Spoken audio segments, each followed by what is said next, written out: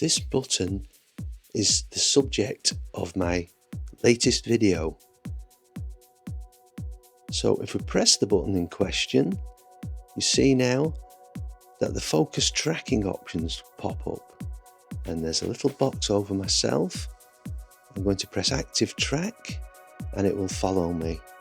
Now this has come about since the latest update from DJI in the Fly app 1.15.0. This used to be buried in the menu and it was called subject scanning. So now there are a few YouTubers that are saying that they preferred the old system because this one can be a little bit fiddly. So this video, I'm going to be showing you some of the pitfalls and my experience of using it. It's something I've not used a lot. So I'm just using myself today. Perhaps it would have been better with a bicycle, but hey, here goes the drone now. It's following me from the rear, and you've still got the option to draw around yourself and they will still pop up. So there I go again, active tracking, but it seems to default to the back again, but closer this time when you've drawn on it.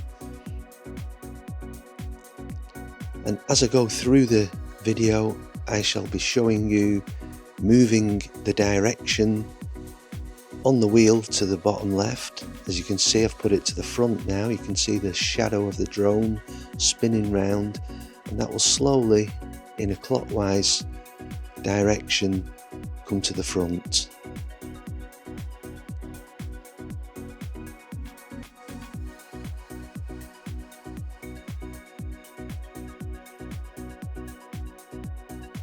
This time I'm going to do the POI, the point of interest. So I've pressed the new button, I've hit point of interest, and I've angled the arrow so it is circling me slowly in a clockwise manner. As you can see, it is coming round very slowly. Little wave there for the camera.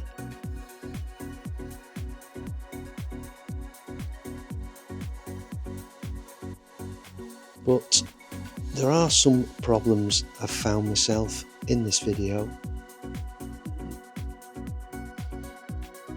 and if you watch this one now, I'm going to put it out to my right hand side. So the drone's coming round and I'm approaching a car. So it's tracking me nicely. It's got a little man down at the bottom with me walking, and here's a car, and as I go behind the car, you'll see that it loses me.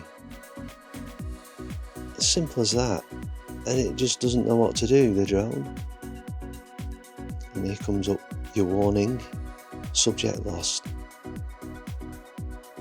So this time I'm going to try and get round this tree. I want the drone in front of me. So I've set it off, active track, and it's going to come up with some ludicrous angle to get to me on that green line there, and it's come up with a strong environmental interference warning.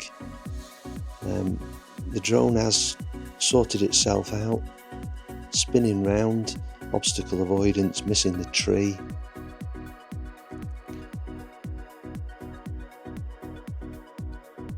So I've shown you a couple of pitfalls. What I'm going to show you now is what it does well. And as I walk, I'm going to change the position in the wheel at the bottom and see how it copes. So it's behind me. I've now moved it in an anti-clockwise direction to be at the front and slightly to the side. So yeah, it moved around nice and smoothly, quite good that, and it's on the outer edge of the circle. The inner circle is a bit closer, so I've just spun it round now. It responds very good, very quickly.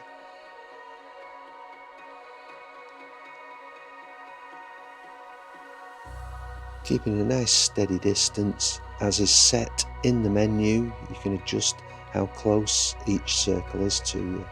So once again, changing it so it's directly in front of me, the sun is behind me, and again I've now moved it to the inner circle, slightly behind me. Nice and smooth, and quite a quick response as well, quite impressive.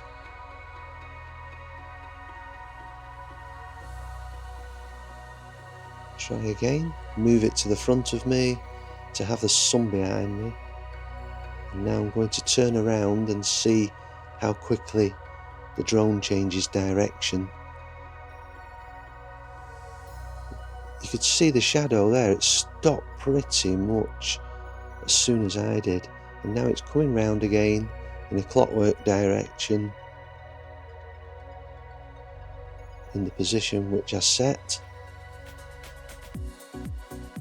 and this time it's high up the drone, and I've just set an active track close up, and the drone's going to zoom right in. Now that was pretty quick, that. So this is a close-up of the drone.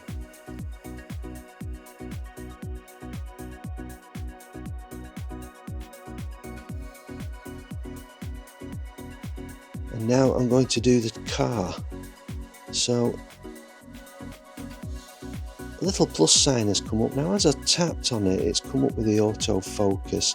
It is a little bit fiddly tapping on these plus signs. So I've set it off, and I'm going to move the wheel to where I want it to track me.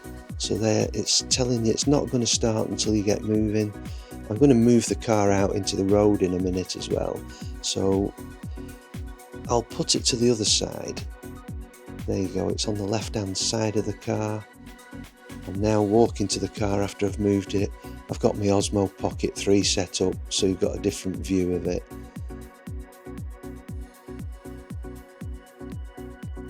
In the car now, off we go, and see how quickly the drone moves.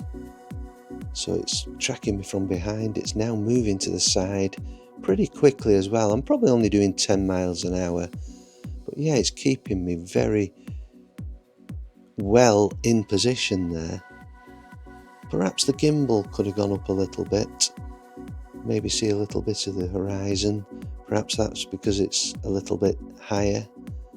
And here we are on the way back. Yeah, that's pretty good, that. And obstacle avoidance as well, missing the trees. Thank you for watching.